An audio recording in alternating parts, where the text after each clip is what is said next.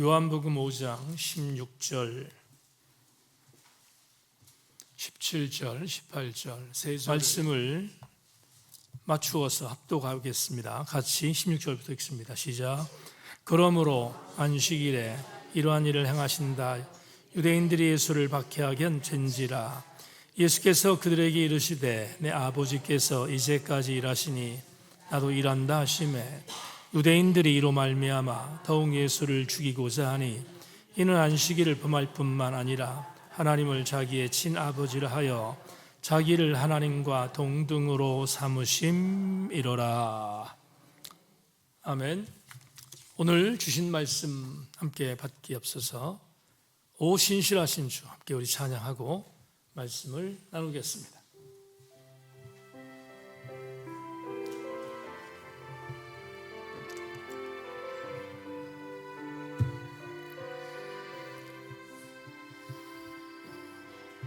하나님 한 번도 나를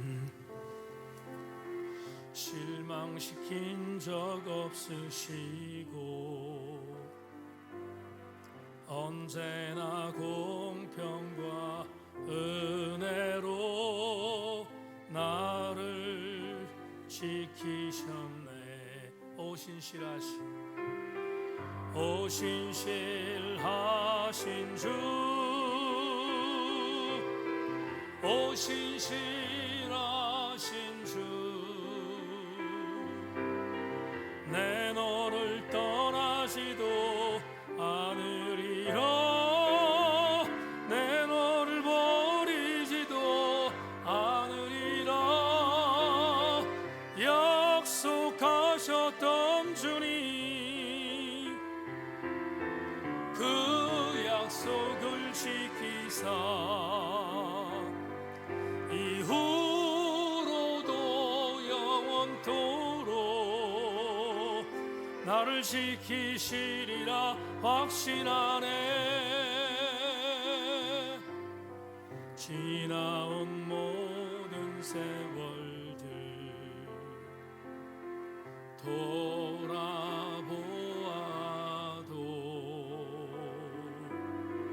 그 어느 것 하나 주의 손길 안 미친 것 전혀. 아멘 아멘. 그렇습니다. 오 신실하신 주, 오 신실하신 주, 내 너를 떠나지도 않으리라, 내 너를 버리지도 않으리라. 속하셨던 주님,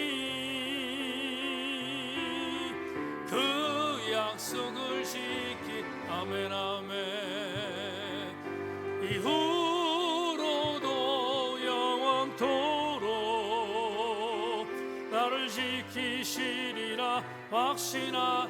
오 신실하신 주님, 오 신실한 주, 오 신실하신 주, 내 너를 떠나지도 않으리라, 내 너를 버리지도 않으리라매. 약속하셨던 주님, 그 약속을 지키사 이후로도 영원토록 나를 지키시리라 확신하네. 아버지가 일하시는데, 이런 제목으로 오늘 말씀의 은혜를 나누겠습니다. 은혜 시간 되기를 주의 이름으로 소망합니다. 우리가 몇 주 전 교제 찬양으로 불렀던 축복송이라는 찬양이 있습니다.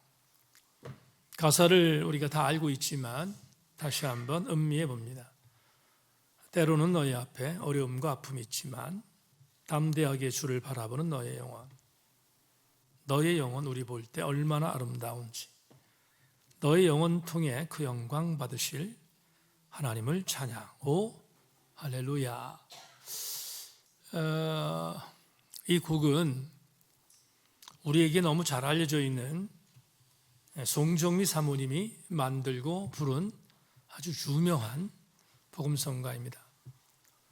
제가 근래 듣기로는 기독교 CCM이 100만 장 이상 팔리는 것은 쉽지 않다고 하는데, 이 축복성에 대한 CD, 그 당시엔 CD가 있었으니까 CD가 팔린 게 100만 장이 넘었다고 하니까 얼마나 이 찬양을 우리 그리스도인들이, 더군다나 그리스도인이라고 하는 전 1000만 정도의 제한된 그런 사람들이 이 찬양을 찾아서 불렀는지를 우리가 알게 되면 이 찬양의 은혜가 얼마나 큰지를 송정미 사모님을 통해서 알게 됩니다.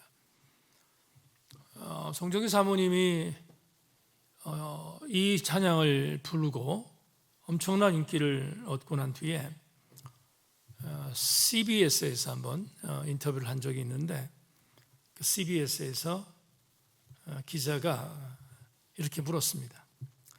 사모님, 도대체 이렇게 은혜로운 찬양을 만들어서 하나님께 드릴 수 있는 비결이 뭡니까? 이렇게 물었습니다. 그러자 송정미 사모가 그때 했던 말이 이렇습니다. 하나님 마음과 제 마음이 통하기 때문입니다. 저는 노래를 부르면서 하나님과 가까워진다는 것을 느낍니다. 제 노래를 들으면서 그분이 기뻐하신다는 확신도 가집니다. 저는 제가 할 수 있는 최선의 것을 최고의 분께 드린다는 생각으로 노래합니다. 이것이 제가 노래하는 이유이며 노래하는 철학입니다. 오래전에 읽었던 송정미 사모의 인터뷰 글이지만 지금도 생각해 보면 이 문장은 참 기가 막힌 문장인 것 같습니다. 최선의 것으로 최고의 분께 드린다. 최선의 것으로 최고의 분께 드린다 라는 이 문장은 아무리 곱씹어도 정말 은혜입니다.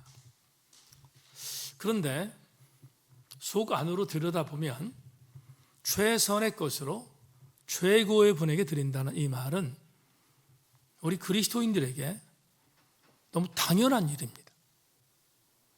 여러분 그렇지 않겠습니까? 너무 당연한 일입니다. 그런데 이 문장이 왜 멋있어 보이죠? 이유가 뭡니까? 너무 당연한 건데 이 문장이 멋있어 보이는 이유는 한 가지다. 이렇게 사는 그리스도인들이 많지 않다는 반증입니다. 내가 내 삶의 현장에서 최선의 것으로 최고의 분께 드린다는 신앙의 여정은 내가 지극히 당연히 해야 할 일인데 그렇게 행하는 일들이 많지 않다는 것을 우리에게 알려주는 그런 반증이 아닐 수 없습니다.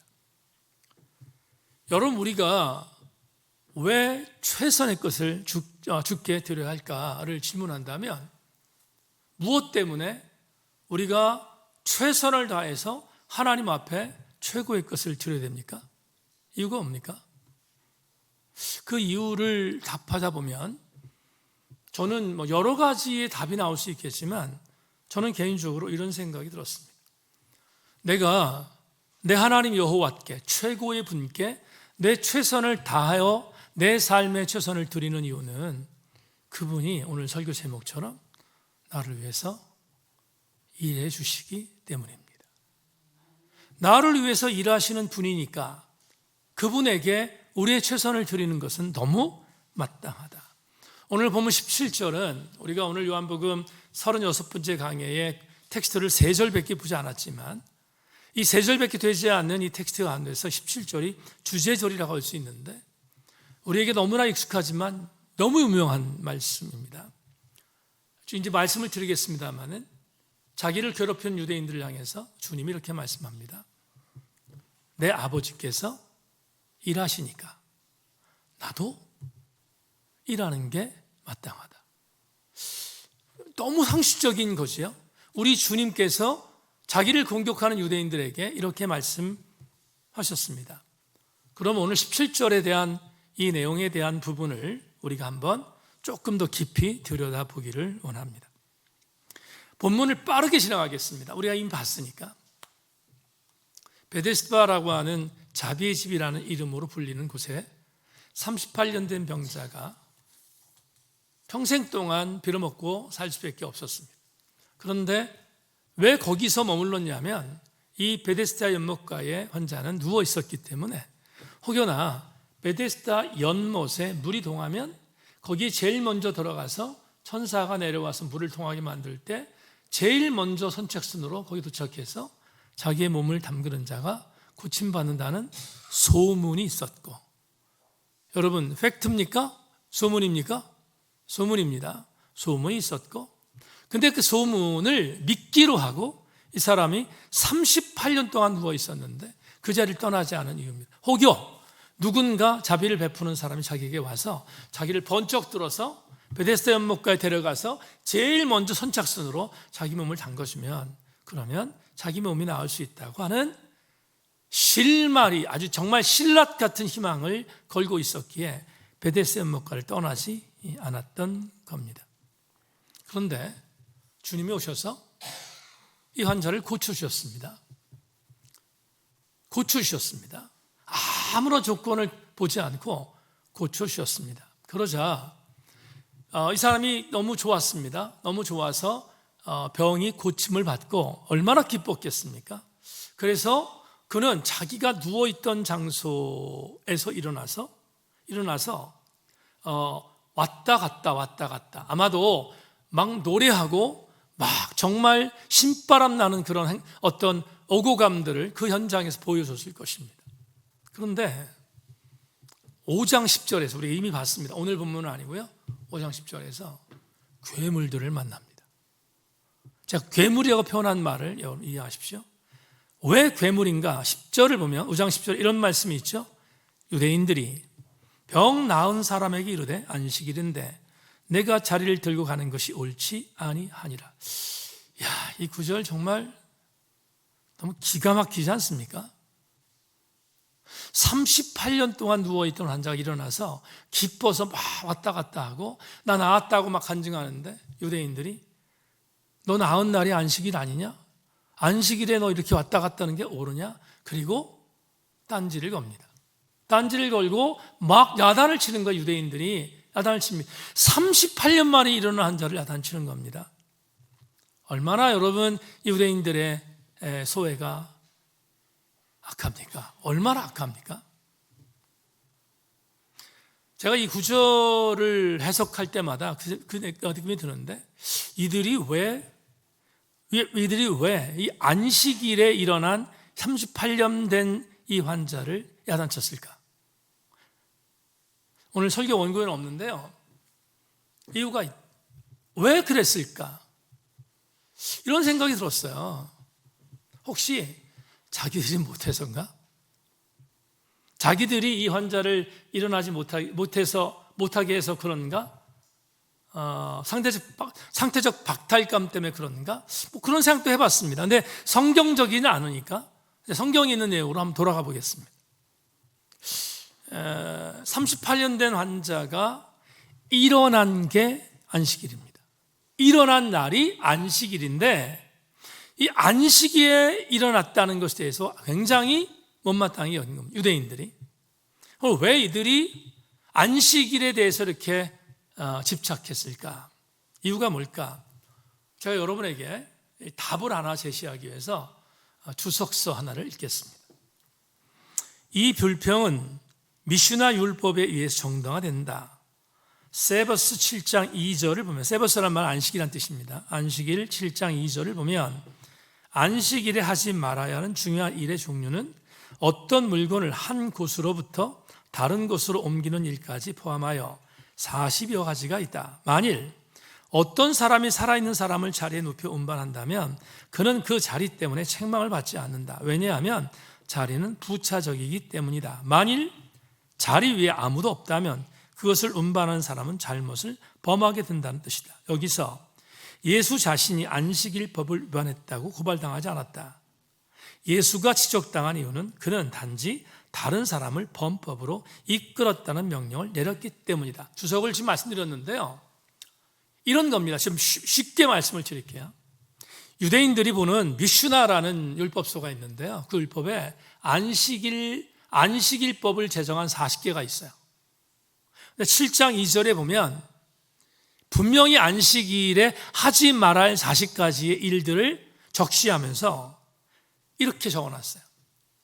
안식일이 됐는데 어떤 물건이 있었어요. 물건이 있는데 이 물건이 비어 있습니다. 비어 있는데 이 물건을 이쪽에서 이쪽으로 옮겨, 안식일 날 이쪽에 있는 물건을 이쪽으로 옮겨 괜찮다는 거예요. 그건 괜찮다는 거예요. 그런데 만에 하나 어떤 여기 물건이 있습니다. 물건이 있는데 여기에 사람이 있어요. 사람이 있는데 사람이 있는 상태에서 이 사람을 이쪽으로 옮기면 그건 안 된다 이 말입니다. 그러면 왜 이런 법을 만들었는가? 이유는 간단합니다. 왜 유대인들은 안식일의 법을 40여 가지로 정해서 이렇게 철저하게 안식일을 제정해 놨을까? 제가 이스라엘 갔을 때 한번 말씀드린 적이 있는데, 이스라엘 갔을 때 여러분 11박 12일을 있었어요. 그러니까 당연히 주일 안식일을 있을 수밖에 없었던 것이 있었는데, 정말 저희들이 묵었던 호텔에 여러분 오토매틱 기계가 되어 있는데 안식일 날은 버튼을 누를 수 없도록 장치를 만들어 놨어요. 기계가 움직이지 않아요. 그만큼 철저하게 안식일에 대한 부분들을 제정해 놨단 말이죠. 정신은 좋은데 왜 이렇게까지 만들었을까? 왜 이렇게까지 할 수 없었지? 를 질문해 보는 겁니다. 그러면 이런 생각이 드는 거예요. 여러분, 우리가 흔히 하는 말로 안식일이 왜 있는가? 안식일이 있는 이유는 뭔가? 안식일이 사람을 위해서 있어야 한다고 주님 말씀하셨는데, 안식일이 사람을 위해서 있는 것이 아니라 이 미슈나 율법을 보면 미슈나 율법에서 안식일이 있는 이유는 안식일 때문에 있는 거예요. 안식일을 위하여 안식일법을 만든 겁니다. 이런 적반하장이 세상에 어디 있어요? 안식일은 사람을 위해서 존재해야 되는데 사람은 배제하고 사람이 없는 안식일에 대한 율법적인 것들을 만들어 놓고 인간을 꼼짝달싹 못하게 만든 안식일을 위한 안식일, 그걸 주님이 보기 좋게 역전시킨 사건이 뭐냐 하면 38년 된 병자를 안식일 날 일어나게 만든 겁니다. 여러분 이해하셨습니까? 지금 안식일에 대한 부분에 있어서 의미가 이렇게 중요하다는 것을 알게 됩니다. 그런데 안식일에 이 사람이 일어났습니다. 기분 나빴습니다. 유대인들 자기들이 세워놓은 안식일법을 저축했다고 생각했습니다. 그래서 어떤 일이 벌어졌는가? 16절에서 이렇게 말합니다. 16절 볼까요? 그러므로 안식일에 이런 일을 행한다 하여 유대인들이 예수를 뭐 했다? 예수를 어떻게 했어요? 박해했다. 여기 박해했다는 헬라어 단어 디오콘이라는 단어는요, 이런 뜻입니다. 아주 쉬운 말로 디오콘이라는 말이 뭐냐면 어떤 그룹에 있는 A라는 사람을 A라는 그룹에 있지 못하도록 쫓아내는 겁니다. 왕따시키는 게 디오콘이에요. 박해라는 의미가 어떤 의미를 갖고 있냐면 어떤 정상적인 사람이 정상적인 일을 했는데 이 공동체에 어울리지 않는 일을 했다고 해서 왕따시키는 것이 뭐다? 디오콘인데, 디오콘이라는 단어를 썼거든요. 박해했다. 예수 그리스도를 유대 공동체에서 완전히 추방하겠다는 생각을 들은 거지요. 그래서 예수 그리스도를 경계하며 유대 공동체에서 완전히 탈락시키기로 마음먹은 것, 그게 뭐냐 하면 16절에 있는 말씀이에요. 이 사람은 우리 유대율법에 대해서 깔보고 그리고 유대율법을 전복시키는 사람이니까 용서할 수 없다. 그래서 16절에서 38년 된 병자를 낫게 한 이유가 그 사람 낫게 했다는 것이 빌미가 된 것이 아니라 유대 종교 제도를 완전히 전복시키려고 하는 예수가 못마땅한 것입니다. 그래서 예수를 박해하게 됐다. 이렇게 해석할 수 있습니다. 그러면 이 정도가 되면 여러분 물리적인 압박에 웬만한 사회 구성원들은 굴복하게 되어 있습니다. 굴복해야지 돼요. 왜냐하면 살지 못하니까. 공동체 이론이 공동체에서 여러분 축출되는데 살겠습니까? 못 살지. 그러니까 어쩔 수 없이 힘들어도 굴복할 수밖에 없는 겁니다. 예수께서 어떻게 반응했지? 굴복했는가? 오늘 여러분 17절이 바로 그 내용을 우리에게 알려주는데요. 17절 주제절인데요. 주제절 다시 한번 보겠습니다. 예수께서 그들에게 이르시되 내 아버지께서 이제까지 일하시니 나도 일한다 하시매. 여러분 이 단어가 여기 이 문장이 말이에요. 우리 개역 개정판에는 이렇게 말씀하고 있는데 유진 피터슨 메시지는 한 단어를 일부러 집어넣었어요. 유대인들에게 이렇게 한번 경고하고 싶었던 마음이 있다는 거거든요. 무슨 단어가 메시지에 있는지 한번 보십시오. 그러나 예수께서 스스로 변호하시며 이렇게 말씀하셨다. 내 아버지께서 안식일에도 쉬지 않고 일하신다. 그러니 나도 일한다. 무슨 단어 들어갔습니까? 어떤 단어 들어갔습니까? 안식일이라는 단어 들어갔습니다. 그러니까 유진 피터스는 일부러 고의적으로 안식일이라는 단어를 집어넣은 겁니다. 안식일에 하나님이 일하시니 나도 일한다. 그러면 이 말은 무슨 얘기냐면 유대인들은 안식일날 하나님이 일하시지 않는다고 생각했습니다. 그래서 6일까지 일하고 7일째 쉬었다는 창세기 2장에 나오는 말씀을 근거로 두고 이들이 이렇게 말했습니다. 그런데 예수님과 예수님이 이걸 역전시킨 게 뭐냐 하면 여러분 잘 들으셔요. 역전시킨 게 있어요. 유대인들이 시켜왔던 것처럼 6일 동안 일하고 7일 안 시켰다는 하나님의 율법을 정면적으로 거부한 게 아니라 오늘 본문에서 아버지가 일하시니 나도 일한다는 이 편속에 들어있는 게 뭐냐 하면 이런 겁니다. 제가 오늘의 언어로 바꿀게요. 아버지 하나님께서 인간을 살리기 위하여 안식일에도 쉬지 않고 일하셨기 때문에 나도 안식일에 쉬지 않고 사람을 살리는 것을 포기할 수 없다는 겁니다. 여러분 이게 얼마나 엄청난 감동입니까? 지금 유대인들은 안식이라는 율법을 제정해 놓고 옴짝달싹 못하게 만들어놨어요. 그 율법에 대한 걸 어기면 무조건 범죄입니다. 그런데 예수님은 유대인들에게 이렇게 경고하는 거예요. 너희들이 만들어 놓은 안식일은 안식일을 위하여 존재하는 게 아니다. 이 안식일은 사람을 위해 존재하는 거다. 안식일에 대하여 왜곡하지 말라고 공격하는 장면이 오늘 17절에 들어있어요. 그러니 하나님 아버지께서 안식일날 저 38년 된 병자를 불쌍히 먹여서 일으켰다면 나도 일으키는 게 마땅하다는 거잖아요. 지금 저는 개인적으로 17절 말씀이 얼마나 감동을 오는지 몰라요. 그리고 또 한 가지, 유대인들이 제도권에서 율법을 갖고 자기들만을 위한 기득권을 주장하던 그들에게 아주 보란듯이 두 가지를 선포합니다. 두 가지 멋들어진 선포입니다. 첫째, 하나님 아버지와 예수 그리스도는 동등하시다. 둘째, 하나님의 권위가 곧 나 예수 그리스도의 권위임을 선포하고 있잖아요.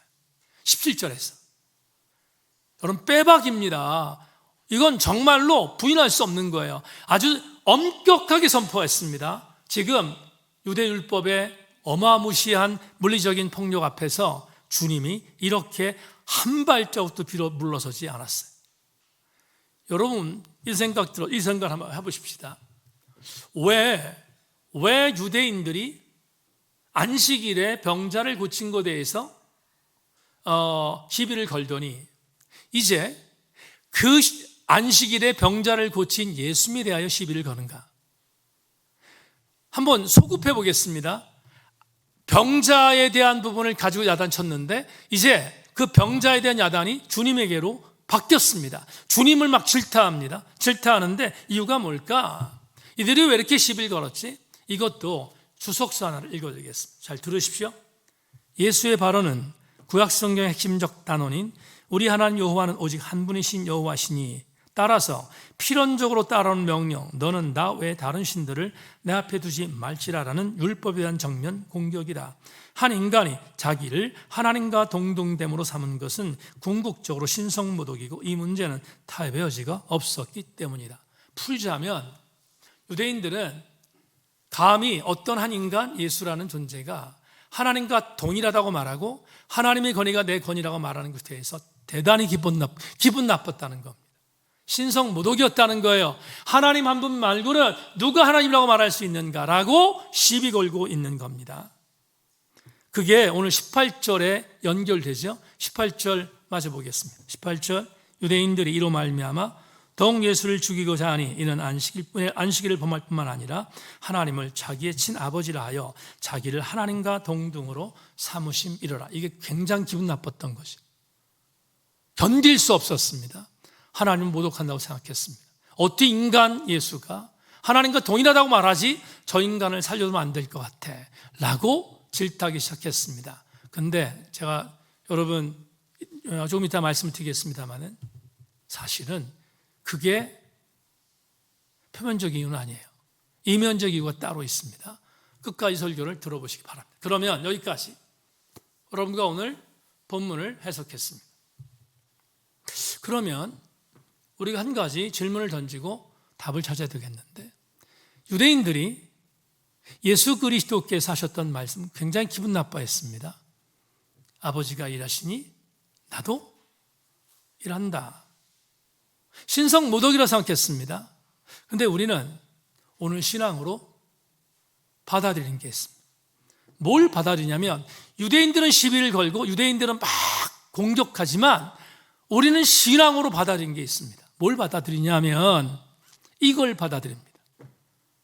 하나님의 아들 예수 그리스도께서 나를 위하여 지금도 일하고 계시는 것을 우리는 믿지 않습니까? 여러분, 이 목사뿐만 아니라 우리 제천세인교 성도들이 모두가 그렇게 되기를 원하는데, 2020년 4월 23일 날 하나님이 여전히 나를 위해서 일하고 계신다는 사실을 여러분 기억하시기를 주의 이름으로 소망합니다. 어떻게 증명하죠, 목사님? 하나님이 어떻게 나를 위해서 지금도 일하시죠? 어떻게 증명합니까? 지금부터 그 증거를 두 가지로 되겠습니다.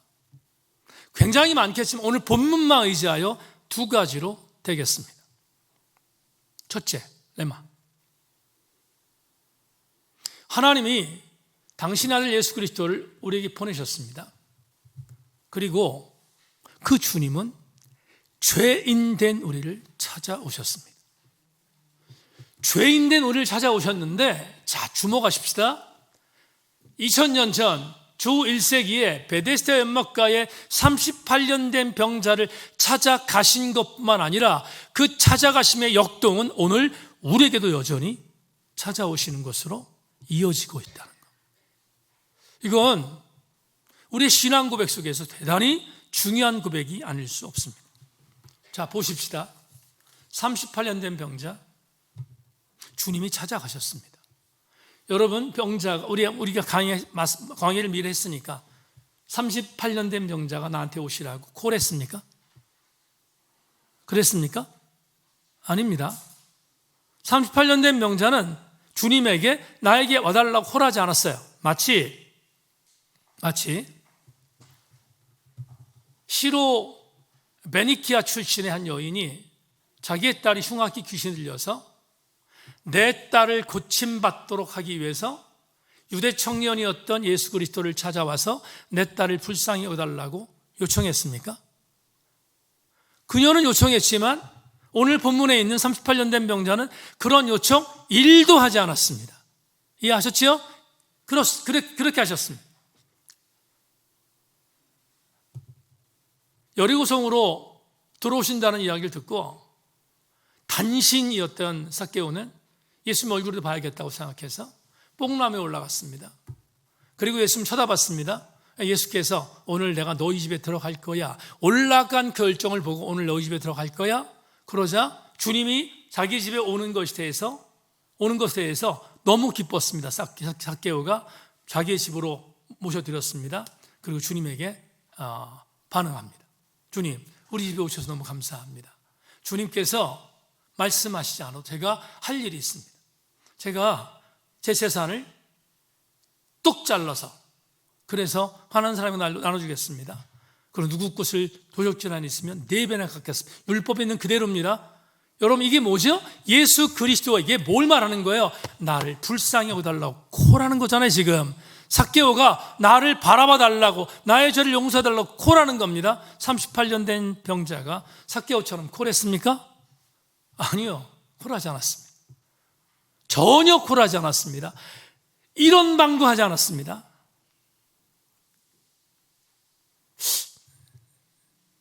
우리가 지난 우리 말씀 상행 때 말씀 나눴는데 4명의 친구가 중풍병자를 데리고 주님에게 갔습니다. 사람 많아서 못 들어갔습니다. 지붕으로 올라갔습니다. 지붕 뜯었습니다. 그리고 주님에게로 내 친구를 내렸습니다. 왜 내렸어요? 내 친구 불쌍히 여달라고 콜한 거잖아요. 그렇죠, 콜한 거잖아. 그런데 오늘 본문에 있는 주인공 38년 된 병자, 그 열정이 있었습니까? 열정 1도 없었습니다. 전혀 없습니다.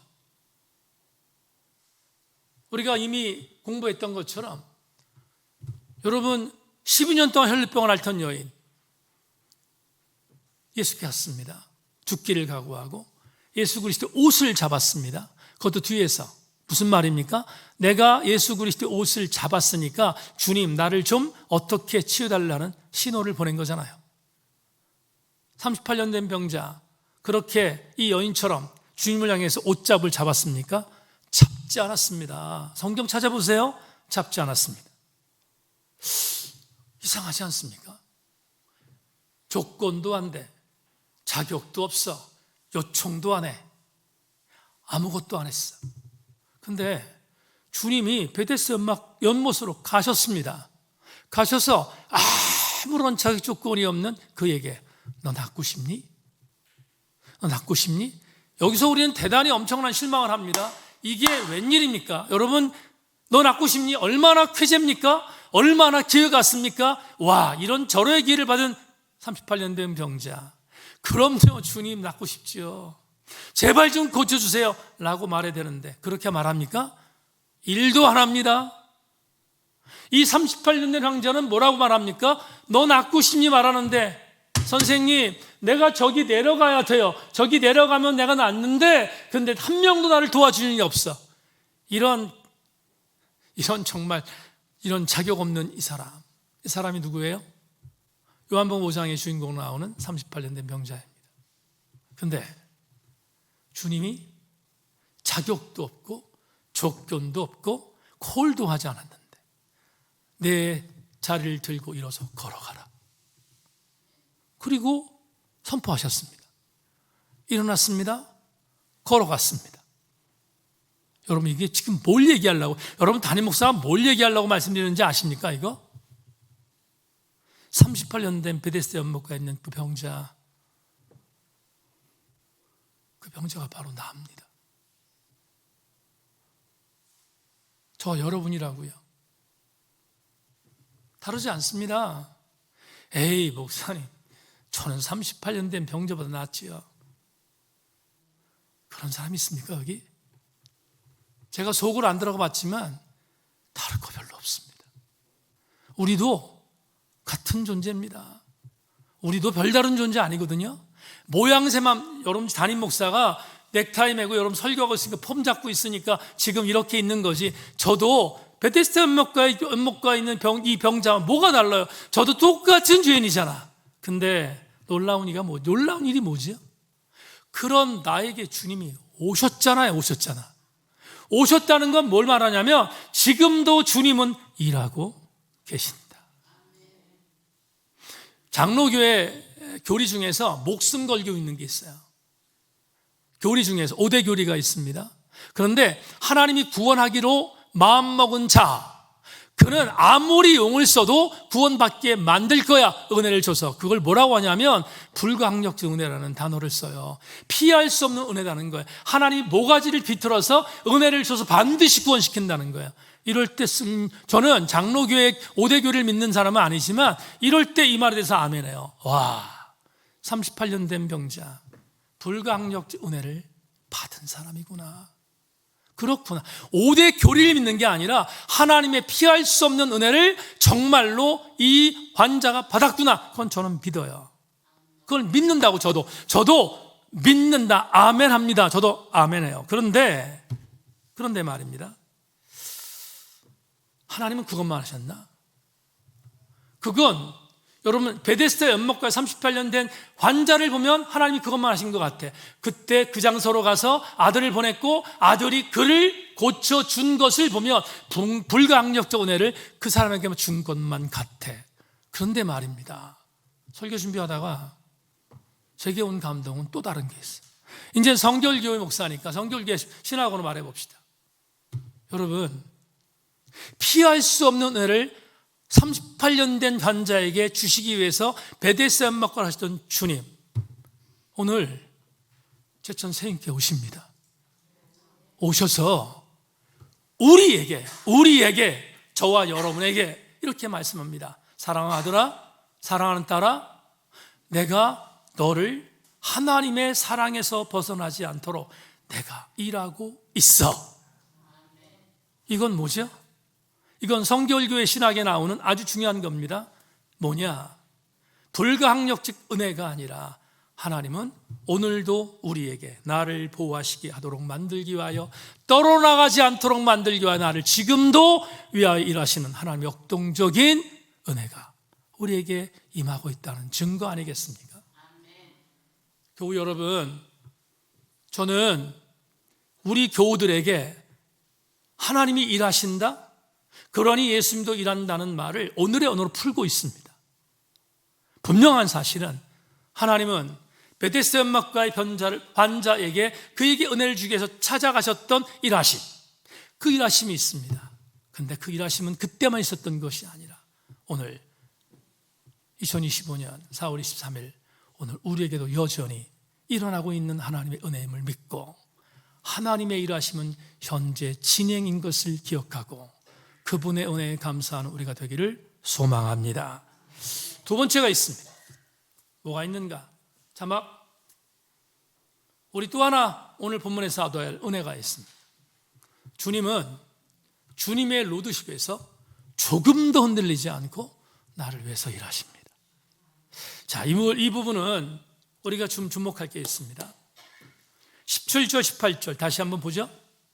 예수께서 그들에게 이르시되 내 아버지께서 이제까지 일하니 나도 일한다 하시매, 유대인들이 이로 말미암아 더욱 예수를 죽이고자 하니 이는 안식일을 범할 뿐만 아니라 하나님을 자기의 친아버지라 하여 자기를 하나님과 동등으로 삼으심이로라. 유대인들은 삐딱선 탔습니다. 예수께서 하나님의 아들이라, 하나님이라고 말하는 이 부분에 대해서 그들 인정할 수 없었습니다. 그래서 예수를 죽이려고 합니다. 아까 말씀드린 것처럼 디오콘이라는 단어를 썼는데 예수 그리스도를 사회에서 격리시키려고 합니다. 완전히 왕따시켜서 없애려고 했습니다. 예수를 죽이려고 하는 이유 중에 하나였습니다. 이 정도 되면 굴복해야 되는데, 여러분, 주님은 이렇게 말씀하셨습니다. 내 아버지가 일하신 나도 일한다. 그러면 주님께서 굴복하셨나? 굴복하지 않았습니다. 주님은 한 발도 뒤로 물러서지 않았습니다. 내 아버지가 일하시니 나도 일한다 라는 말은 아버지가 곧 나다. 다 같이 아멘. 아버지가 곧 나야, 이렇게 말씀하신 거예요. 이 말은 물러선 것이 아니라 주님의 주님 되심을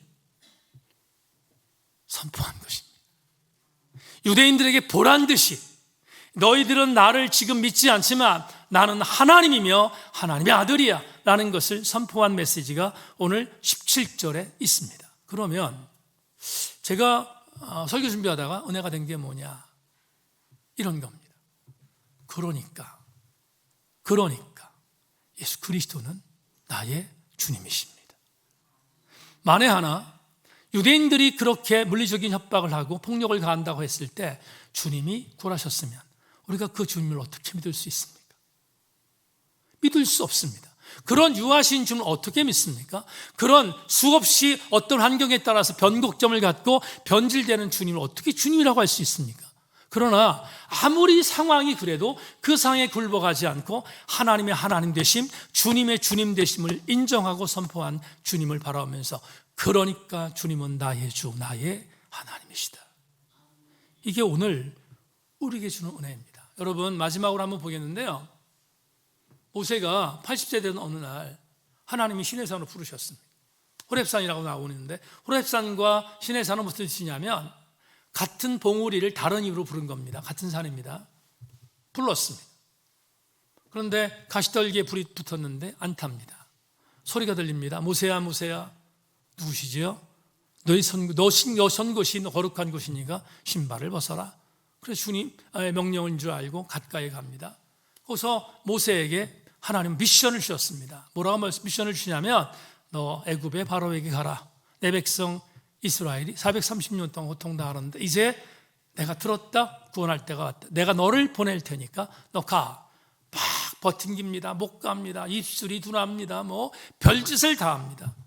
그런데 말이에요, 결정적으로 하나님도 이러면 아마 양보하실 거야 생각하고 있던 말이 있습니다. 뭐냐 하면 이겁니다.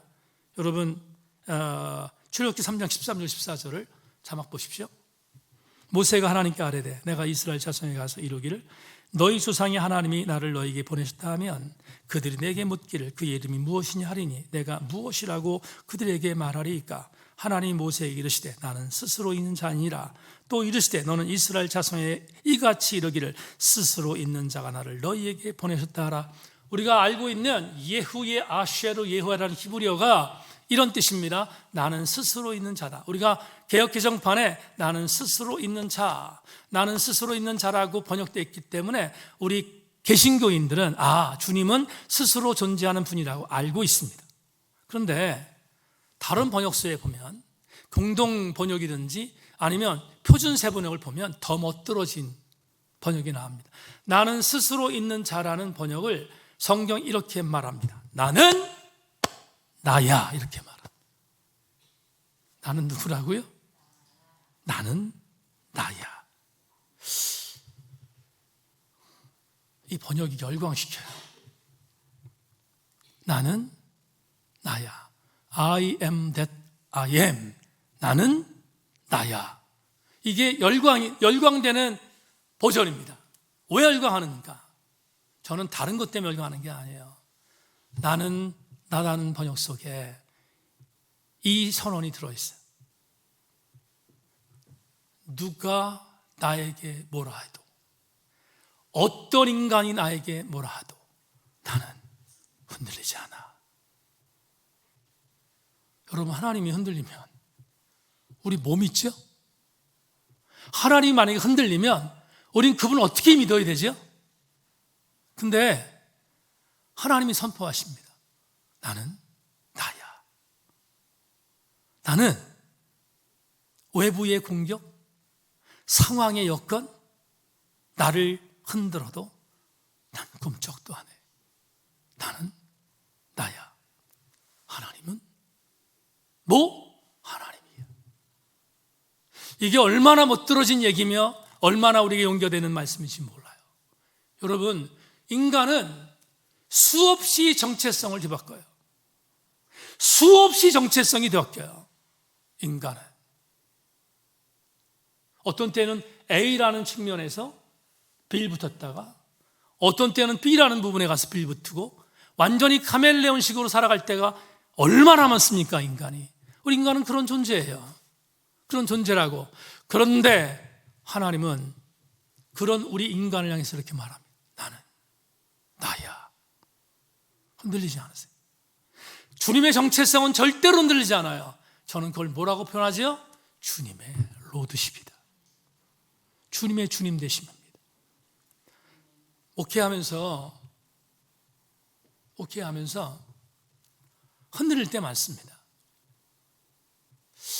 상황 때문에 흔들릴 때 많습니다. 저도 상황 때문에 흔들릴 때가 정말 많아요. 왜 하나님 이럴 수밖에 없죠? 왜 하나님 나에게 이럴 수밖에 없죠? 등등 이런 상황 때문에 흔들릴 때가 많아요. 근데 그때마다 저를 고추세웠던 것은 뭐냐 하면, 아들아, 내가 너를 이렇게 사랑한다, 내가 너를 이렇게 돌본다, 그런 위로가 아니었어요. 그런 위로가 아니었다고요. 제가 상황 때문에 흔들렸을 때 그 상황의 흔들림을 고추세울 수 있었던 강력한 선포는 언제든지 이것이었어요. 나는 나였어. 이렇게 말할 때. 흔들리지 않으셨어요, 주님은. 여러분, 오늘 우리가 찬송 불렀는데 하나님 한 번 나를 실망시킨 적이 없으셨습니다. 이 찬송 폼으로 부른 거 아니에요. 바로 이 설교 때문에 지금 여러분과 함께 이 찬양 부른 건데, 하나님은 한 번도 실망시킨 적이 없으셨어요, 우리를. 여러분, 신비에 새기시기를 주의 이름으로 소망합니다. 나는 얼마든지 주님을 배반하고 하나님을 실망시켰지만 하나님은 한 번도 나를 실망시키지 않으셨어요. 왜 그런가? 하나님이 하나님이시기 때문이다. 이게 마지막으로 어떻게 접목됩니까? 하나님이 하나님이시기에, 주님이 주님이시기에 그 주님은 여전히 나를 위하여 일하고 계신다는 겁니다. 교우들이여, 어떤 위로보다 이 위로가 엄청난 위로가 되기를 주의 이름으로 소망합니다. 여러분, 아주 고전적인 조크 하나 말씀드리고 설교 맺겠습니다. 서울에 탁골공원에 노인들이 많이 있는데요, 노인들이 모여서 얘기를 나누다가 나이가 지극한 노인이 나이가 지금 젊은 노인한테 물었대요. 자네 어디 초등학교 졸업했나? 그러니까 이 나이가 적은 노인이 그랬대요. 어르신, 제가 나이가 잘 먹어서 그래서 어느 초등학교를 졸업했는지 기억은 잘 안 납니다. 근데 기억나는 게 하나 있습니다. 내가 초등학교 교가는 생각이 납니다. 그러더래요. 그래서 그런가? 그럼 한번 불러봐라. 그랬더니 그 나이가 적은 어른이 그랬대죠. 부르면서 동해물과 백두산이 마르고 닳도록, 그래서 불렀다는 거예요. 그랬더니 나이 많은 노인이 그랬대요. 와, 그게 맞아. 우리 초등학교 교가였지? 그렇게. 동문이었다는 거예요, 동문. 여러분, 왜 담임 목사가 말하는 우찌들을 나눠?